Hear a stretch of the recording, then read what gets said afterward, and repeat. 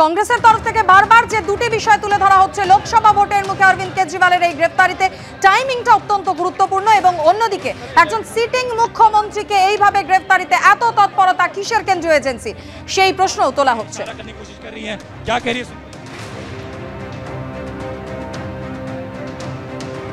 এদিকে মুখ্যমন্ত্রী মমতা বন্দ্যোপাধ্যায় তিনিও ভোটের মুখে অরবিন্দ কেজরিওয়ালের গ্রেফতারির প্রতিবাদে সরব হয়েছেন। তিনি লিখছেন, দিল্লির মুখ্যমন্ত্রী অরবিন্দ কেজরিওয়ালের গ্রেফতারির তীব্র নিন্দা করছি।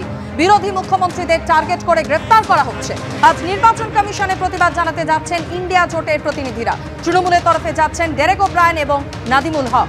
দিল্লির মুখ্যমন্ত্রীর স্ত্রী সুনিতা কেজরিওয়ালকে সমবেদনা জানিয়েছি এক্স হ্যান্ডেলে পোস্ট মুখ্যমন্ত্রী মমতা বন্দ্যোপাধ্যায়ের।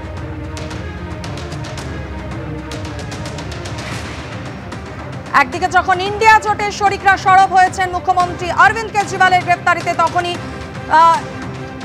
সোশ্যাল মিডিয়া পোস্ট মুখ্যমন্ত্রী মমতা বন্দ্যোপাধ্যায়ের এক্স হ্যান্ডেলে তিনি লিখেছেন, দিল্লির মুখ্যমন্ত্রী অরবিন্দ কেজরিওয়ালের গ্রেফতারির তীব্র নিন্দা করছি।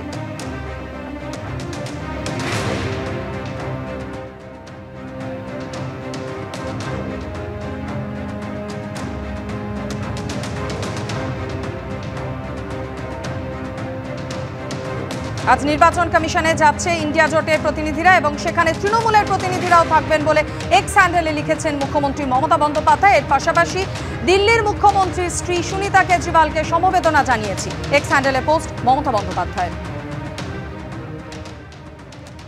ভালো তো, ইন্ডিয়া জোটের দুর্বল করার পিছনে সব থেকে বড় আরেক ব্যক্তিত্বের নাম তো মমতা ব্যানার্জি। তিনি তো মোদির কাছে আত্মসমর্পণ করে আজকে ইডি সিবিআই হাত থেকে তার নিজের খোকাবাবুকে বাঁচাতে চাইছেন।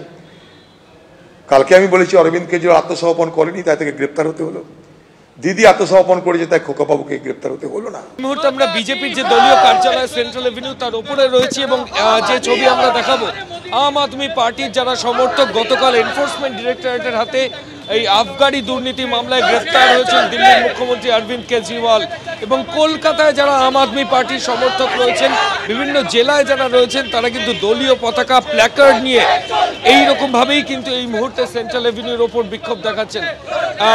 কেউ বলছেন যে আমি অরবিন্দ কেজরিওয়ালের সাথে আছি, ভয় পেয়েছে মোদি তাই পাঠালো ইডি, এরকমই বিভিন্ন প্ল্যাকার্ড পোস্টার্স কিন্তু নজরে আসছে আম আদমি পার্টির তরফে বিজেপির পার্টি অফিসের সামনে, এবং পুলিশ অফিসিয়ালসরা রয়েছেন যাতে কোনো অপ্রীতিকর পরিস্থিতি এখানে তৈরি না হয়।